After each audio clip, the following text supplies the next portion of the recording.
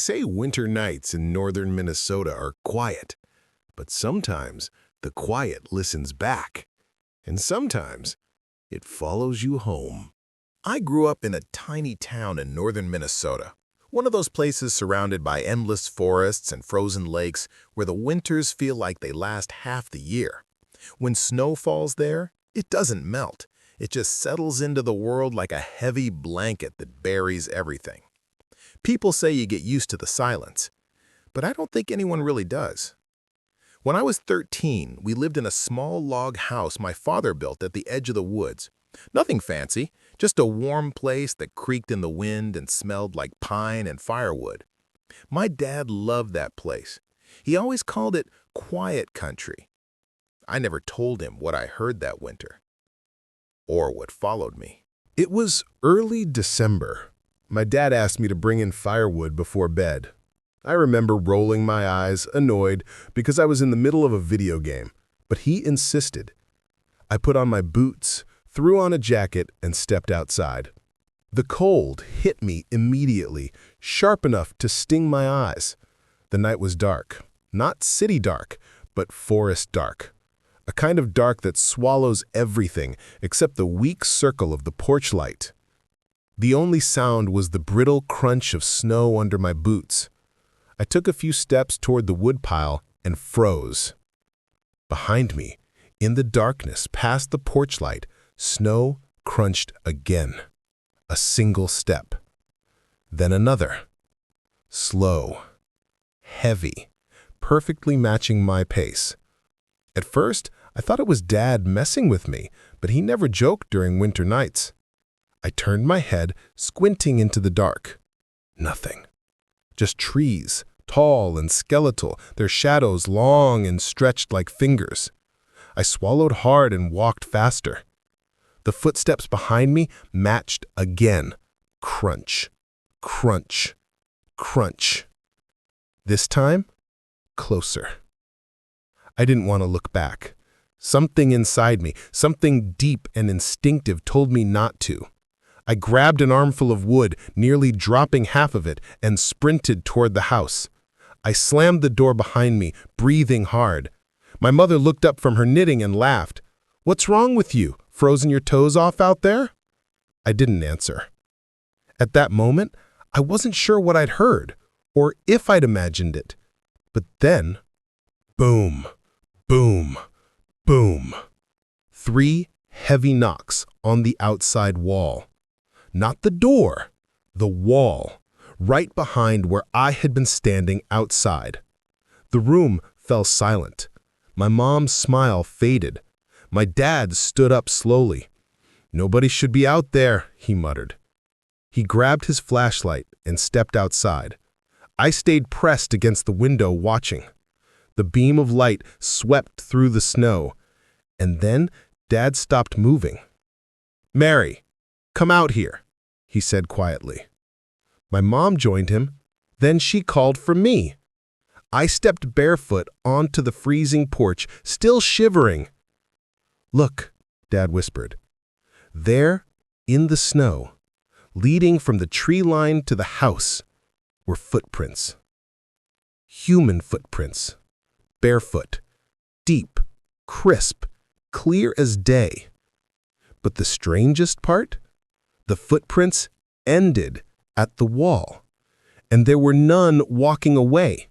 Just a trail straight to the house and nothing else. My dad searched the area with the flashlight for nearly an hour. There was nothing. No signs of someone running. No tracks leading anywhere else. Just those prints moving directly toward me. One night, about a week after the first knocking, I woke up thirsty. The power was out from a storm, and the house was silent. No hum of the heater, no refrigerator buzz, just the sound of wind pushing through the trees. I looked out my bedroom window. At first, I saw nothing but blackness. Then, something moved. A tall shape. Human. Standing between the trees. Not walking, not approaching. Just watching. I blinked hard. When my eyes adjusted, I saw its outline clearer. Shoulders hunched, head tilted slightly, as if studying me.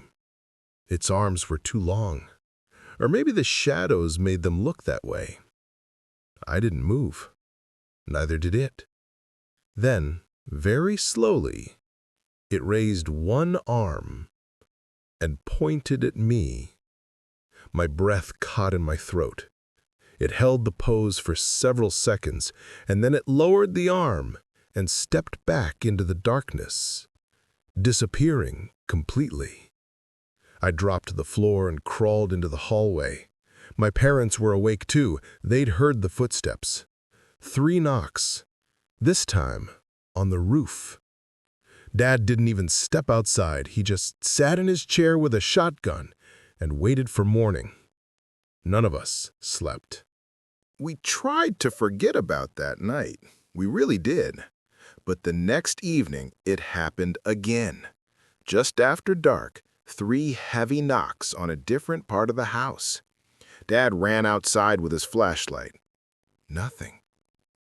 The night after that, more knocks. Always 3. Always slow. Always somewhere new. Sometimes on the walls, sometimes on the roof. Once, right beneath my bedroom window. No matter how quickly Dad got outside, there was never anyone there. Only footprints, always leading toward the house, never away. One night, about a week after the first knocking, I woke up thirsty. The power was out from a storm, and the house was silent. No hum of the heater, no refrigerator buzz, just the sound of wind pushing through the trees. I looked out my bedroom window. At first, I saw nothing but blackness. Then, something moved. A tall shape. Human. Standing between the trees. Not walking, not approaching. Just watching. I blinked hard. When my eyes adjusted, I saw its outline clearer. Shoulders hunched, head tilted slightly, as if studying me. Its arms were too long, or maybe the shadows made them look that way. I didn't move. Neither did it. Then, very slowly, it raised one arm and pointed at me. My breath caught in my throat.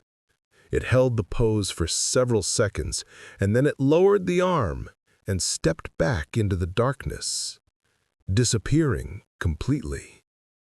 I dropped to the floor and crawled into the hallway. My parents were awake too. They'd heard the footsteps. 3 knocks, this time on the roof. Dad didn't even step outside. He just sat in his chair with a shotgun and waited for morning.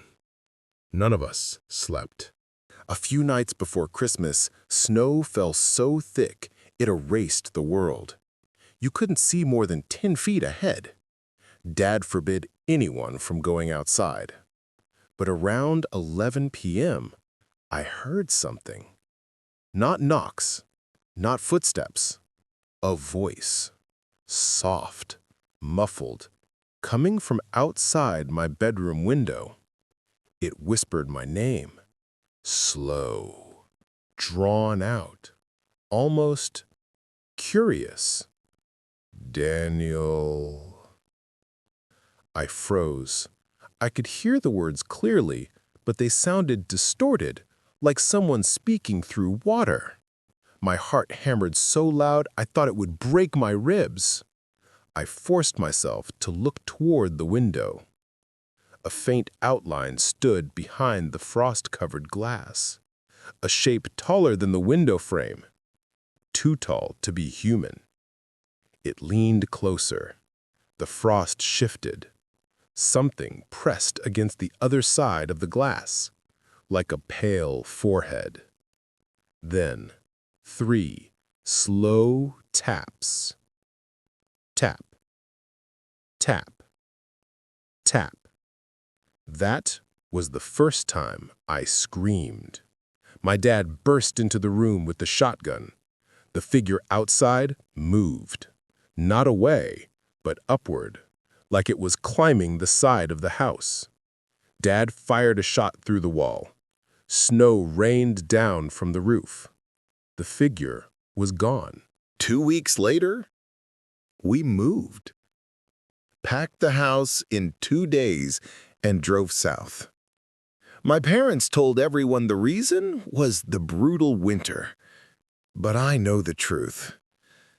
The night before we left, I asked Dad quietly if he ever saw the thing. He didn't answer at first. Then he said, "It never followed me. It only followed you." We moved 2 states away. The knocks didn't follow. The footsteps didn't return. The voice didn't whisper. The house was eventually sold to a retired couple. They lasted 3 months. They told the realtor they kept hearing knocks on the walls and footsteps in the snow that stopped right behind their house every night. No one lives there now. No one goes near the woods behind that property. As for me, every winter when snow begins to fall, I still wake up some nights thinking I hear it. Crunch, crunch, crunch. Footsteps in the snow, matching mine, following me, waiting for me to step outside again.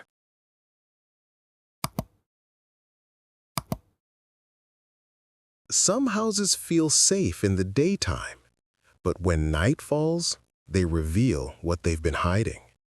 And for one girl in Ohio, her house showed its true face at the bottom of a basement staircase when the light refused to stay off because something down there didn't want her to leave. It happened in 2007 in a quiet town in Ohio, a place where nothing wild ever really occurred. People left their doors unlocked, kids biked until dark, and the worst noise you might hear at night was a raccoon digging through a trash can. Emily, a 15-year-old sophomore, lived with her dad.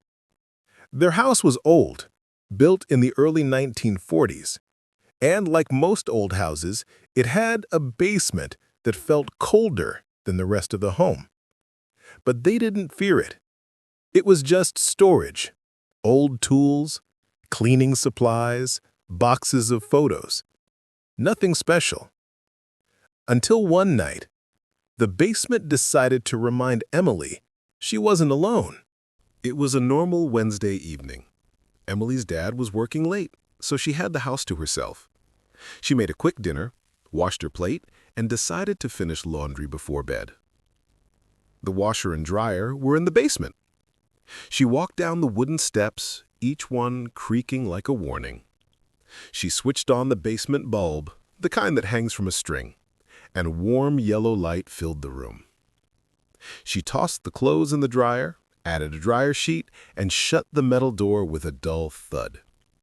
Nothing strange. Not yet. She climbed back upstairs, grabbed the long metal chain, and pulled to turn the light off. Click. Dark. She started up the stairs. And then, click. The light turned back on. Emily paused on the third step, heart beating a little faster than before. "Dad?" she called out, though she already knew he wasn't home. No answer. Just silence. She shrugged it off. Maybe she hadn't pulled the chain fully. Old lights did that sometimes. She went back down, tugged the chain, watched the basement fall into darkness again. She took 2 steps up. Click. The basement light snapped back on. This time, brighter. Emily didn't want to go back down, not after hearing that breath. She pressed her ear against the closed basement door. At first, nothing. Then, a slow, dragging sound, moving across the concrete floor. Scrape, drag, scrape. Something heavy, something that didn't walk, but pulled itself. Every instinct told her to run out of the house. But she didn't. It was her home. She wanted answers. She whispered through the door. "Who's down there?" The dragging stopped instantly. Silence. Cold, suffocating silence. Emily backed away, grabbed her phone, and almost called her dad, but she didn't want to sound paranoid. She took a breath, grabbed a broom from the hall closet, the closest thing she had to a weapon, and slowly opened the basement door. The light was still on. The basement still.